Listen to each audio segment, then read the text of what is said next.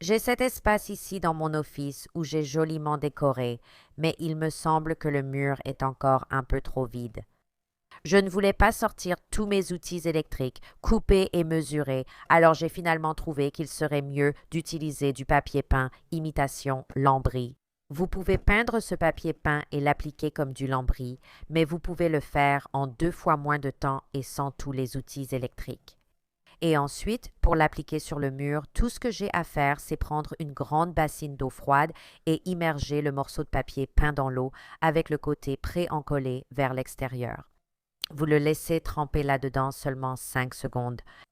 Amenez-le jusqu'au mur et placez-le simplement en position.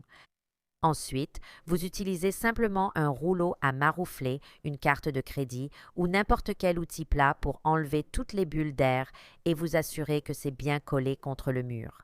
J'ai découpé ma pièce suivante en fonction des mesures de la première, puis j'ai simplement répété le processus avec l'eau en l'appliquant sur le mur, puis en utilisant le rouleau à maroufler et ma spatule pour lisser toutes les bulles d'air. Une fois que je l'ai laissé prendre et sécher sur le mur, j'ai décidé que je voulais le peindre. J'utilise simplement une peinture blanche ici, de la même couleur que mes moulures dans cette pièce. Il me restait une chute de moulure d'un projet précédent, puis j'ai utilisé un cloueur pneumatique pour la fixer juste au-dessus de mon papier peint. Une fois que cela a été fait, j'ai pu remettre la plaque de prise et ce mur était terminé. Ça ne m'a pris que quelques heures pour faire ça et ça a complètement transformé cet espace ici en lui donnant l'ambiance cottage campagnard que je recherchais. Ça a vraiment cassé la monotonie du mur et ajouté une touche décorative qui manquait.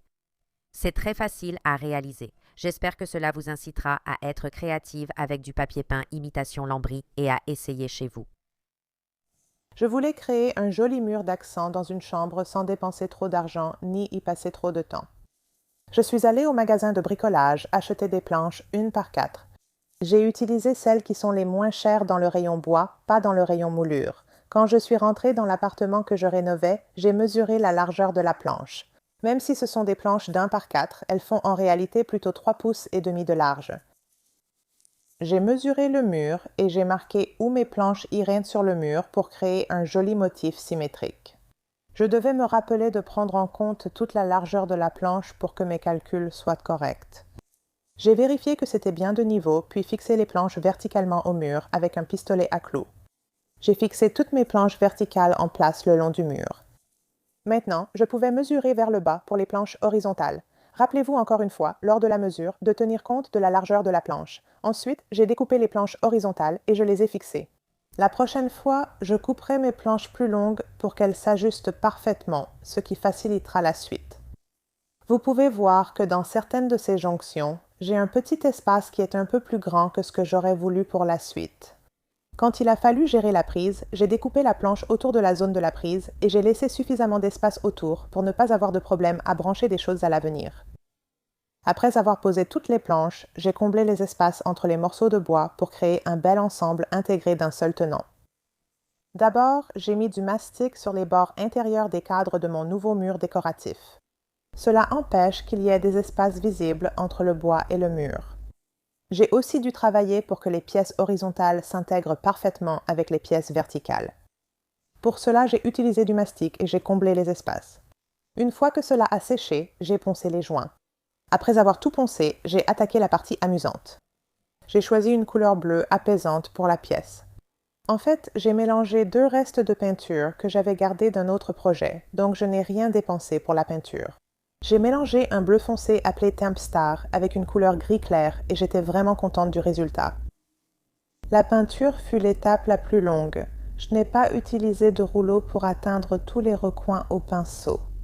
Au fur et à mesure que je peignais, je voyais les espaces et les imperfections disparaître et je voyais le mur commencer à prendre forme. Après avoir peint, j'ai réévalué le mur et j'ai trouvé des endroits problématiques que je voulais corriger. Dans ces zones, j'ai de nouveau appliqué du mastic et poncé à nouveau. Une fois que j'ai repeint ces endroits, ils étaient superbes. Nouveau sol posé, plaintes ajoutées, meubles replacés. J'ai installé les rideaux. La pièce était prête. Voici le résultat final. L'ensemble du projet m'a pris un week-end à réaliser et ne m'a coûté que 30 $. C'était le prix du bois, car je n'ai pas eu à payer la peinture puisque j'ai réutilisé celle d'un projet précédent. J'espère que cela vous a inspiré à créer un beau mur d'accent dans une pièce de chez vous. Merci d'avoir suivi Home Talk. À bientôt. Ça va vous donner envie de courir vers votre bac de recyclage. J'ai imprimé un motif de serre et je l'ai décalqué sur un sac Ziploc transparent avec un marqueur noir. Ça aurait été utile de scotcher le motif pour qu'il ne bouge pas. J'ai découpé le sac Ziploc pour n'en garder qu'une couche. J'ai découpé un trou carré dans la boîte en carton avec un cutter. Le trou était un peu plus grand que le motif. J'ai ensuite scotché le motif du sac Ziploc sur le trou pour créer un projecteur maison. J'ai veillé à ne pas couvrir le motif avec le ruban adhésif. J'ai ensuite mis la boîte devant le mur à peindre.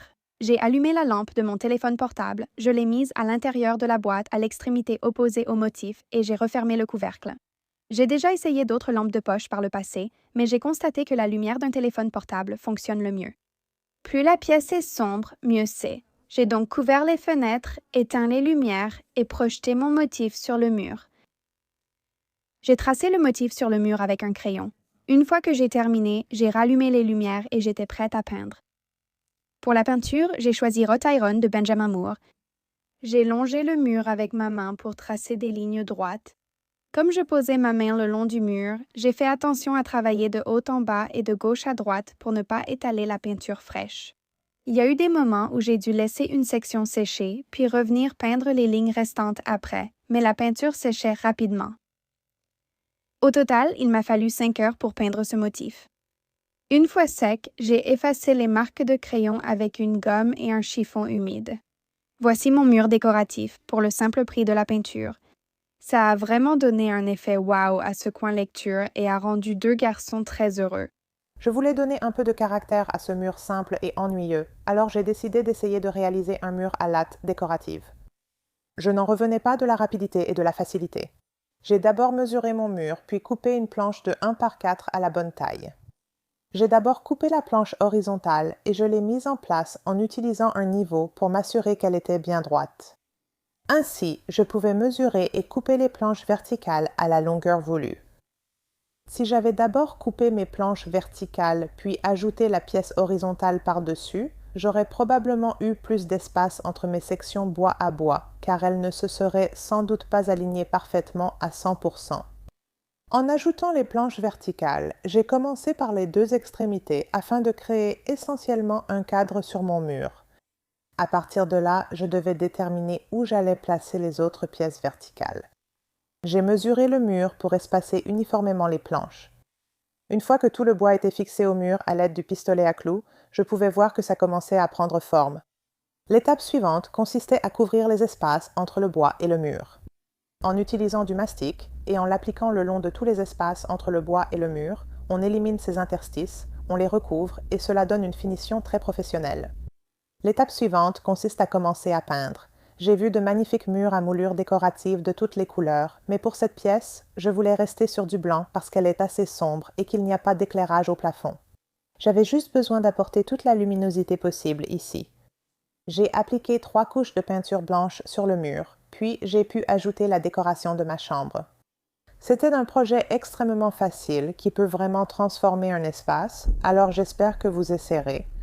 J'espère que cela vous a inspiré à avoir confiance en vous et à transformer un mur chez vous. Merci d'avoir suivi Home Talk, à bientôt.